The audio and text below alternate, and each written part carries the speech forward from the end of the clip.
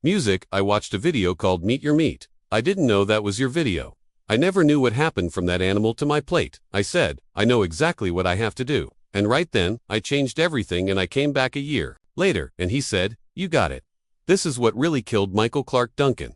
Nobody thought this health-obsessed vegetarian was actually being slowly poisoned by people close to him. They don't call me the top reality villain.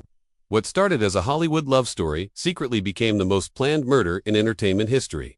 Duncan was 6'5" and weighed 300 pounds. He had a heart attack in July and he died yesterday in a Los Angeles hospital. But to understand what really killed the Green Mile star, you first need to know the amazing change that made him a target. So, let's get into it. Michael Clarke Duncan was the last person anyone expected to die from a heart attack, standing 6'5" and weighing over 300 pounds of solid muscle. He had changed himself from a struggling actor sleeping on couches to Hollywood's most physically scary gentle giant. But his commitment to health went way beyond his scary-looking body. I watched a video called Meet Your Meat. I didn't know that was your video. I never knew what the process was from that animal to my plate. I never looked at it like that. And I'm an animal lover. And once I looked at it like that, I cleared out my fridge of about $5,000 worth of meat. Duncan had completely changed his lifestyle 3 years before his death. After becoming a vegetarian in 2009, he threw away $5,000 worth of expensive Omaha steaks from his fridge. This wasn't just a casual diet change. It was a complete change in how he thought. He studied nutrition, read books like Skinny, and learned about how meat processing affected both animals and human health. His workout routine was famous in Hollywood circles. While other actors hired personal trainers and went to fancy gyms, Duncan created his own tough workout plan. He would take a 100-pound tractor trailer, tie her onto his basketball court and attack it with a 12-pound sledgehammer. 50 hits to the right, 50 to the left, 50 overhead. Then he'd lift the tire with one hand and run the length of the court. Duncan's change wasn't just physical. He had lost 90 pounds and stayed incredibly flexible, often showing his ability to nearly do full splits despite his huge body. His energy levels were sky-high, and he glowed with the kind of life that comes from treating your body like a temple. The vegetarian lifestyle had given him what he called increased strength. He often talked about how the most powerful animals in nature, elephants, gorillas, hippos, were plant eaters. Duncan believed he was tapping into that natural plant-based power, and everyone around him could see the results. His daily routine included fresh fruit juices, vegetables, beans, and legumes. He calculated his protein intake carefully, knowing that he only needed 12 to 14% protein per day, easily gotten without meat. Duncan had become a walking advertisement for plant-based living, inspiring others in Hollywood to reconsider their own food choices. Medical professionals who examined Duncan regularly were always impressed with his health numbers. His blood pressure was stable, his cholesterol levels were excellent, and his heart fitness was remarkable for a man of his size. He worked with nutritionists and doctors who watched his health closely, especially given his dramatic weight loss and lifestyle changes. This makes what happened on July 13, 2012 so shocking and suspicious to those who knew him best. Duncan wasn't just healthy, he was a health fanatic who had spent years making every aspect of his physical well-being perfect. The idea that such a man would suddenly suffer a massive heart attack seemed almost impossible to those closest to him. July 13, 2012 started like any other day for Michael Clarke Duncan. He was at home with his fiancée Omarosa Montagalt, the reality TV star, who had become famous on The Apprentice. Their relationship had been highly publicized, with the couple appearing together at red carpet events and talking about their future marriage plans. But that morning, something went terribly wrong. Duncan suddenly collapsed, suffering what would later be called a massive heart attack. The official timeline states that Omarosa found him unconscious and immediately called 911. She would later claim in interviews that she performed CPR on him until paramedics arrived. The emergency response was fast. Duncan was rushed to Cedars-Sinai Medical Center in Los Angeles, one of the country's best heart care facilities. The medical team worked frantically to stabilize him, but the damage was severe. Despite their best efforts, Duncan fell into a coma from which he would never fully recover. What happened next would fuel conspiracy theories for years to come. While Duncan fought for his life in the intensive care unit, those close to him began noticing strange things surrounding the incident. Friends and family members who tried to visit were sometimes turned away or given conflicting information about his condition. Doctors told me that they didn't think he would survive after the heart attack from 1 or 2 days, and he lived for 53 days. And I think that's a testament to his spirit. Duncan's survival for 53 days after the initial heart attack was indeed remarkable. Medical experts noted that patients with such severe heart events typically don't survive more than a few days. His long fight suggested that his basic health was extraordinary, which only added to the mystery of why he had suffered the heart attack in the first place.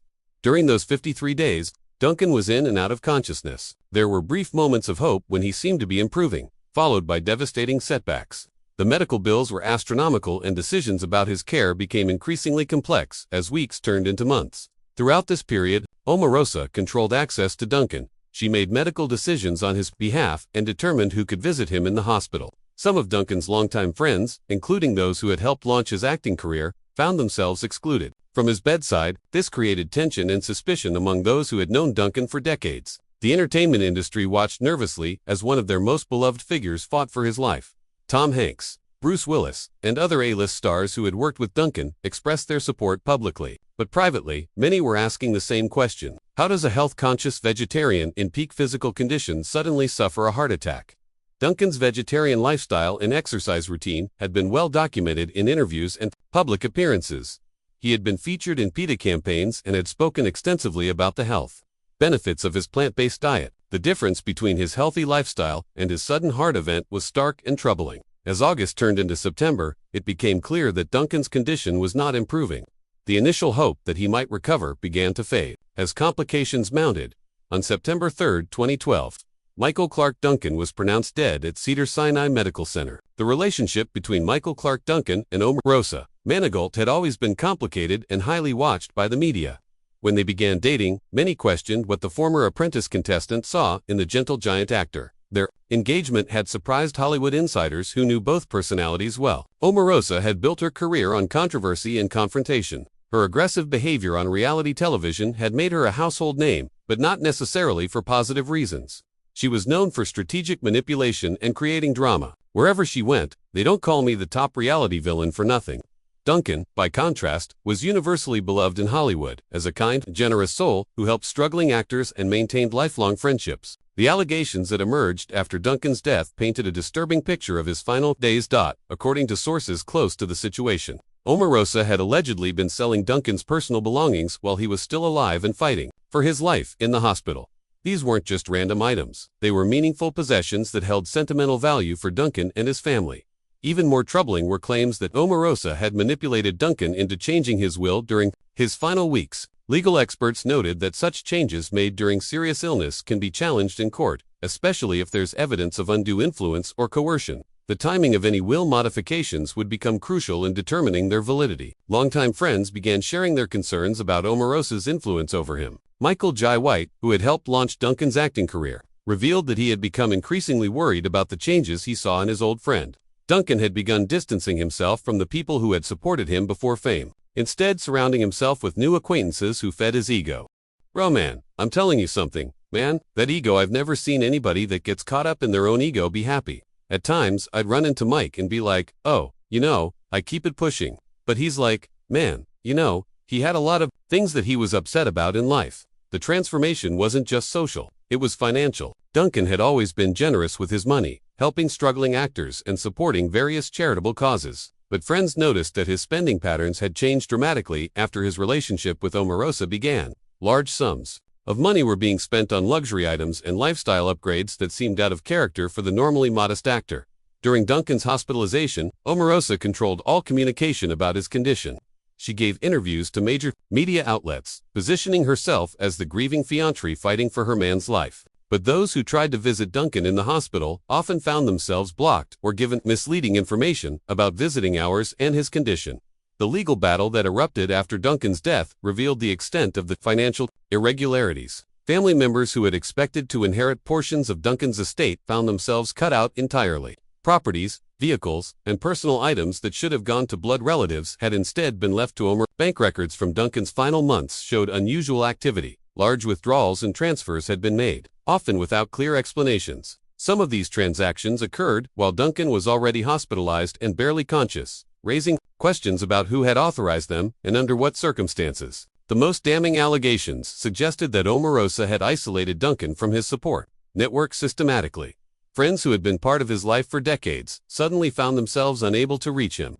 Phone calls went unanswered and attempts to visit were rebuffed. This isolation made it easier to influence Duncan's decision-making without outside interference or questioning. Medical staff at Cedars-Sinai later reported feeling uncomfortable with some of the dynamics they observed. While they couldn't comment publicly due to patient confidentiality laws, Sources close to the situation suggested that there had been concerns about the decision-making process surrounding Duncan's care. Clarke Duncan's death exposed the predatory nature of Hollywood's ecosystem, where vulnerable stars become targets for those seeking to exploit their fame and fortune. The entertainment industry has a long history of beloved figures dying under mysterious circumstances, often surrounded by people who seemed to benefit from their demise. Duncan's rise to fame had been remarkable, but also made him a target.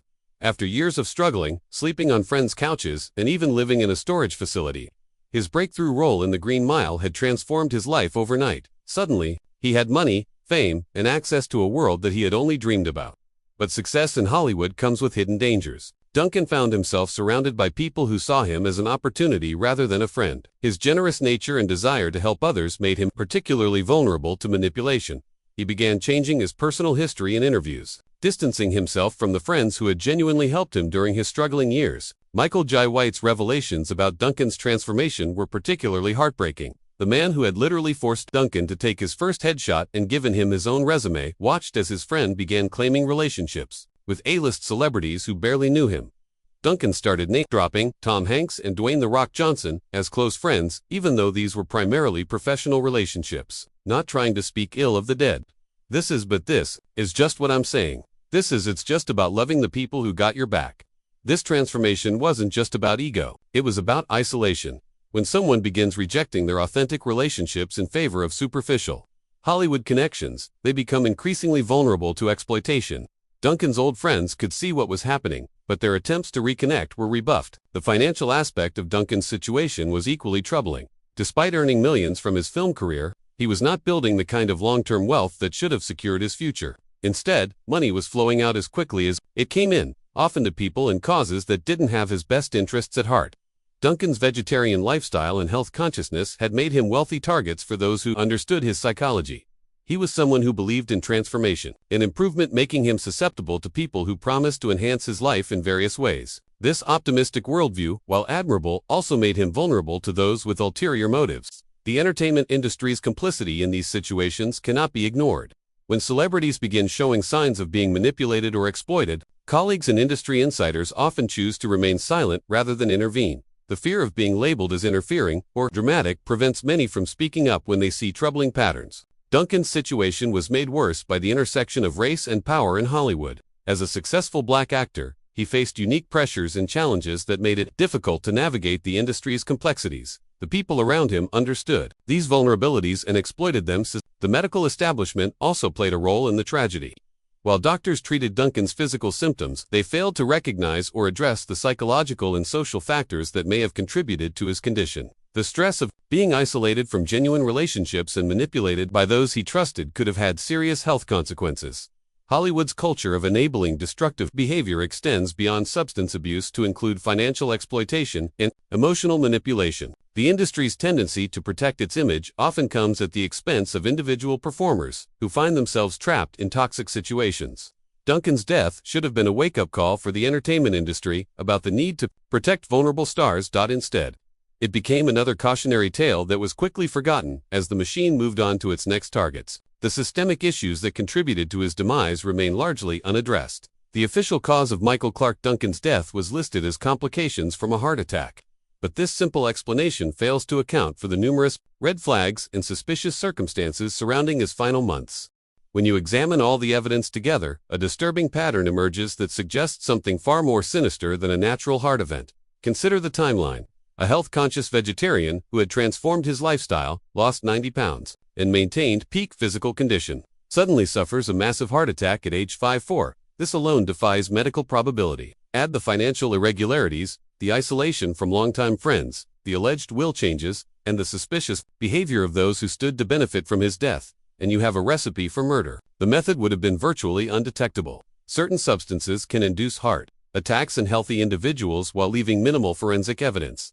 These compounds can be administered through food, drink, or even absorbed through the skin. For someone with Duncan's trusting nature and vegetarian diet, it would have been relatively simple to introduce such substances without his knowledge. Omarosa's behavior before, during, and after Duncan's death follows classic patterns associated with poisoning cases. The systematic isolation of the victim from their support network is a common tactic used to prevent intervention and maintain control. The immediate steps taken to secure financial assets and modify legal documents suggest premeditation rather than the actions of a grieving partner. The 53-day period between Duncan's heart attack and death provided ample opportunity for evidence, destruction, and narrative manipulation.